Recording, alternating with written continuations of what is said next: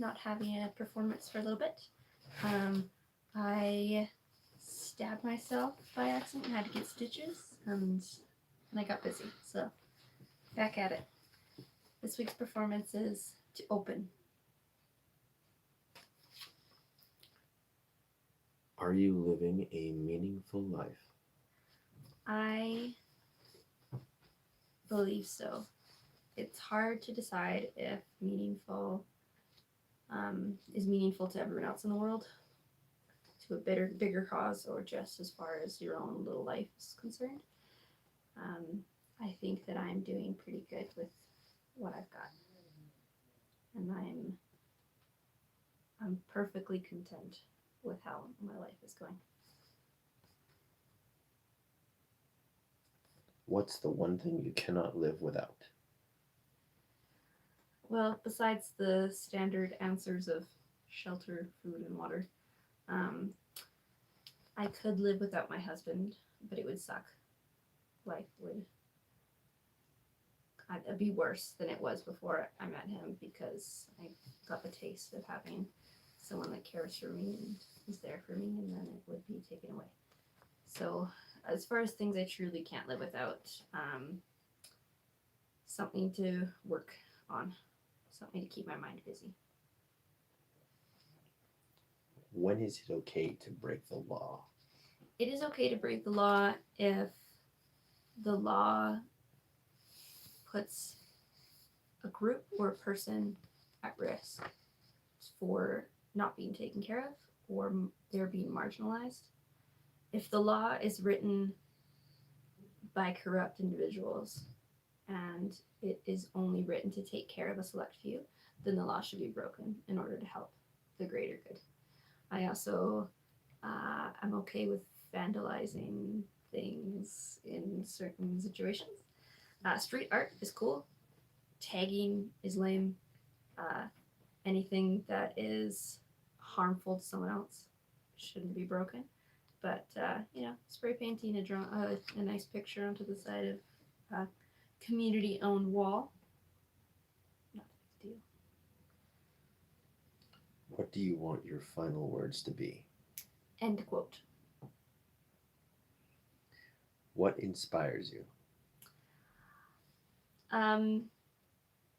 In art, it's medieval architecture, stories, imagery, um, the Fae, stories of otherworldly creatures, um, pomegranates, and Persephone.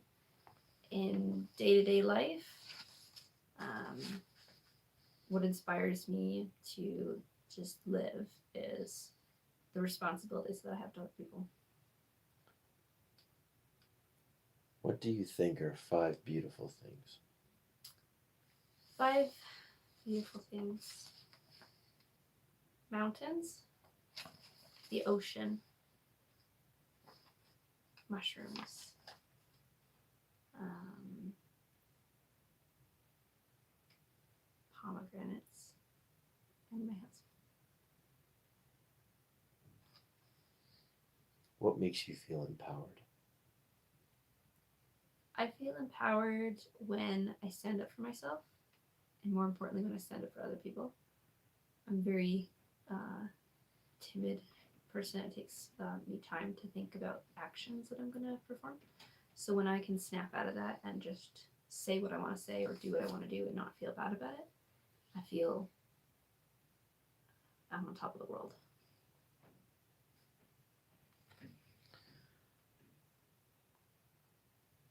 What do you say or how you say it?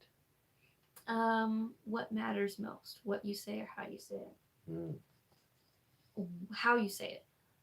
Because there are many, many times in my life where I've meant to say something kind or sweet or empowering and it came out wrong and either have offended or confused someone. So how you say it is definitely the most important, and I'm not very good at it. Do you believe in heaven or hell?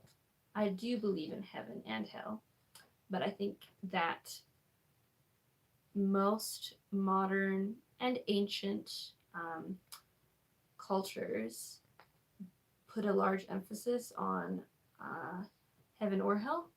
Like, if you don't do the extremely pious things that are expected of you in religion, then you will end up in hell. There is no gray to that spectrum. In reality, I think that it's very difficult to go to hell. I think it's very easy to get into a version of heaven that is suitable for you. I think there are tiers, and I think heaven is a spectrum, but I don't think anybody's going to hell just because they don't agree with what you do or they live a different life than you do. Do you live in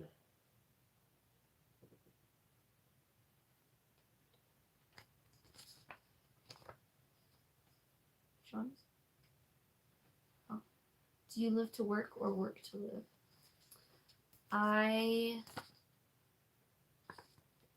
As someone that is on the lower side of the working class, in poverty, technically, under the poverty line of my city, I work to live because I cannot enjoy my life and live my life if I don't work. However, I do, and if you want to go deeper into that, as a member of the capitalist society, technically I do live to work because that is what is expected of me as a human being in a society. Do you trust anyone with your life? I trust my husband with my life. I trust my family members, my siblings and my mother, and my best friend Jen. Would you consider introvert or extrovert? Definitely introvert. True love? Absolutely. But not in the way that lots of people think. I don't believe in soulmates. I believe that you can grow true love and you can build it, but I don't think it just happens to you. How do you think the world will be in 10 years? In 10 years, there's, I think, two ways that it could go. And there's the way I'd like the world to go and the way that is most likely going to go. Deeper oil and gas crisis, more pollution, widespread water pollution to the first world countries. It happens. It's already taken over all developing countries and everywhere in between that don't have systems put in place to clean up waterways, particularly the ocean, as well as local rivers and streams. I would think that it's going to become so bad that in 10 years it's going to encroach upon our happy fuzzy lifestyle that we have in America, in Canada, in Europe, and people are really going to have to figure it out or suffer the consequences. I also think that politics, it's going to get so bad and people are going to get desensitized to it, or we're going to snap and go on a full Marxist revolution. That'd be great.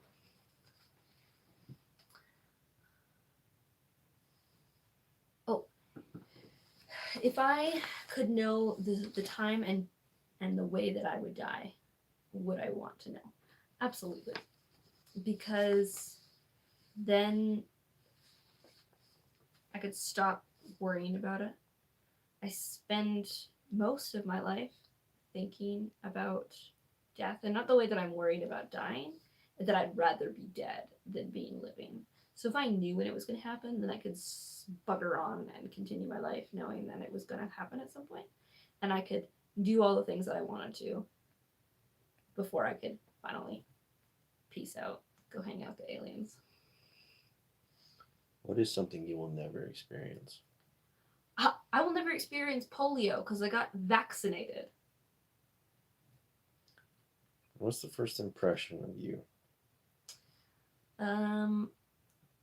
People tend to think I'm quiet unless I'm around a close friend and I'm feeling outgoing. Then I can be chatty about things that I'm interested in. from what I've heard, I come off as quiet and gentle, but excited if there's something interesting going on. How would your perfect partner treat you? My perfect partner treats me the way he does every day. Kindness and respect. And my perfect partner is my husband. He's always there to push me to do better, to encourage me in what I want to do. He's selfless and low maintenance, just like me, and we take care of each other. Responsibility you don't want? Living. I just do not want the responsibility of giving birth to a child. Embarrassed because you're good at it? Oh.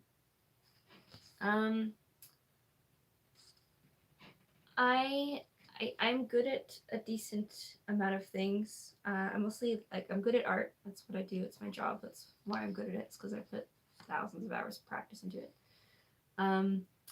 I get embarrassed when people say that I have a good singing voice because I haven't put a lot of time into that.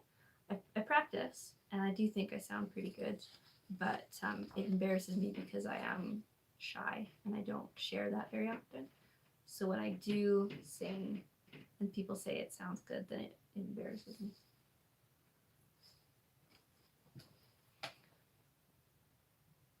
How do you recharge?